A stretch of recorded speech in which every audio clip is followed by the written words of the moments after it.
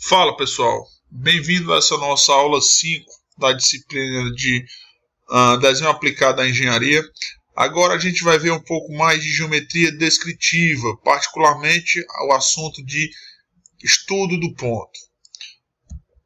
Aqui está o nosso conteúdo. A gente vai ver a introdução à geometria descritiva, as principais definições, sistema de projeção, a épro ou dupla projeção de Monge, projeções dos pontos, coordenadas dos pontos, projeções particulares, pontos no plano bissetor e, por fim, simetria de pontos. Os conceitos de geometria descritiva constituem a base do desenho técnico, onde inclui desenho arquitetônico, desenho industrial, desenho mecânico, desenho topográfico. Ainda que esses conceitos já fossem abordados intuitivamente desde a antiguidade, as bases de geometria descritiva foram criadas no final do século XVIII pelo matemático francês Gaspard Monge. Geometria descritiva, pessoal, é a ramo da matemática aplicada que tem como objetivo o estudo do objeto tridimensional mediante a projeção desse sólido em planos. Forma é o aspecto ou configurações de um determinado objeto, dimensões é a grandeza que caracteriza uma determinada medida nesse objeto, largura, comprimento, etc. Os elementos fundamentais de geometria são o ponto, a linha e uma superfície. Um ponto é um elemento mais simples, pois não possui nenhuma dimensão. Uma linha é um conjunto de pontos que pode ser uma reta, uma curva ou poligonal. E uma superfície é um conjunto de retas. Uma reta ela não tem início nem fim. Ou um segmento de reta ele é dividido pelos pontos A e B. E uma semirreta ela possui uma origem O, um ponto de origem O, mas não possui um final. Assim como as retas, os planos também podem estender-se ao infinito. Da mesma forma, pode ser dividido em por uma reta ou duas retas, sendo o semiplano e o segmento do plano. Tipos de projeções. Elas podem ser projeções cônicas. Um sistema de projeção é constituído por 5 elementos: o objeto, o centro de projeção, as projetantes e o plano de projeção. Aqui, o plano de projeção, a projeção, o ponto objetivo, né, ou seja, o objeto, as linhas projetantes e o centro de projeção, que é onde o observador se localiza. Quando o centro de projeção está situado em distância finita do objeto, as projetantes são divergentes, dando origem ao que chamamos de projeção cônica ou central. Ao contrário, quando o centro de projeção está localizado a uma distância infinita, as projetantes são paralelas entre si, e nesse caso torna-se uma projeção cilíndrica ou paralela. No caso aqui você tem um observador no infinito, você tem as linhas projetantes, tem os objetos, os pontos, né, objetivos, e as projeções no plano de projeção alfa.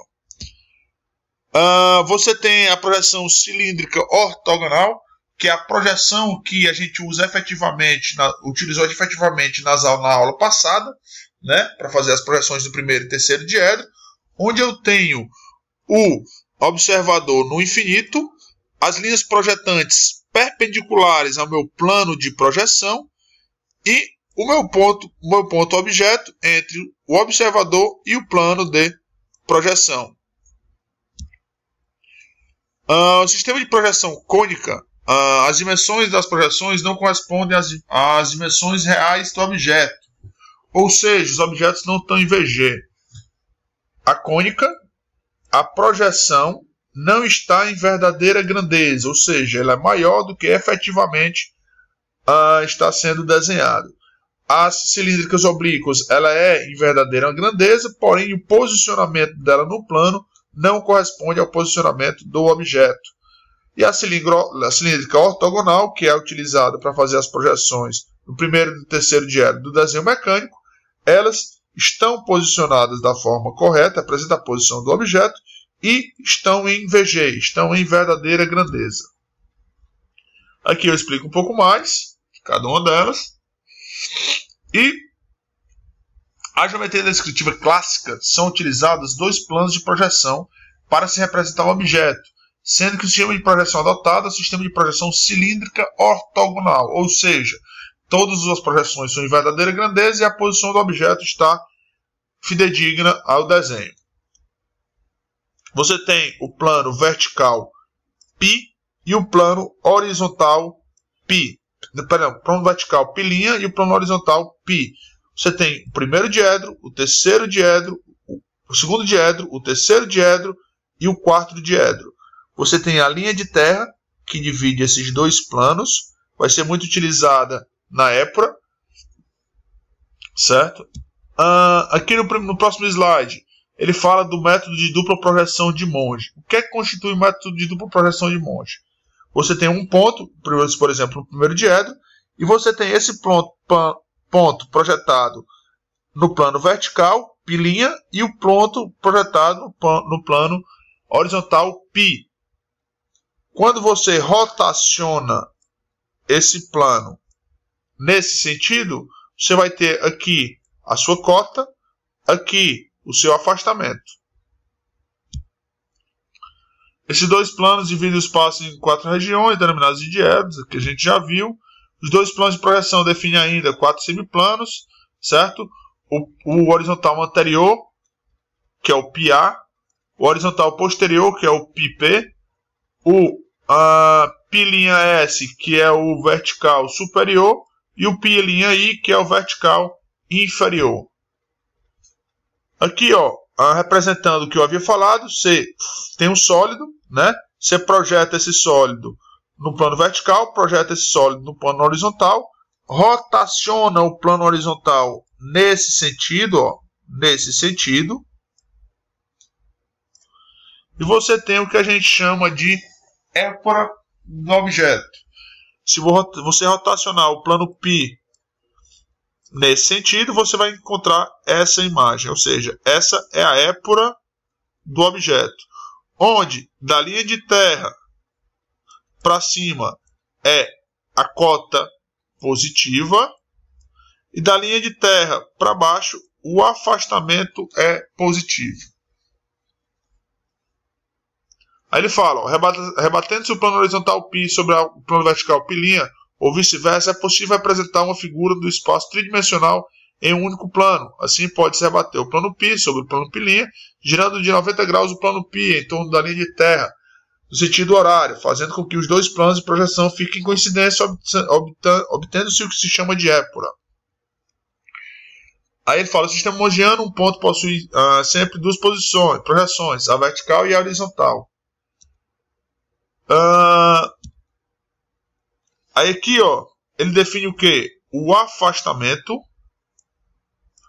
a cota e a abscissa. Imagine esse ponto A, que é denominado por A maiúsculo, entre parênteses. Ele possui uma projeção no eixo vertical, π', que é o A', que é efetivamente o que? A sua cota. Essa distância é a cota do ponto.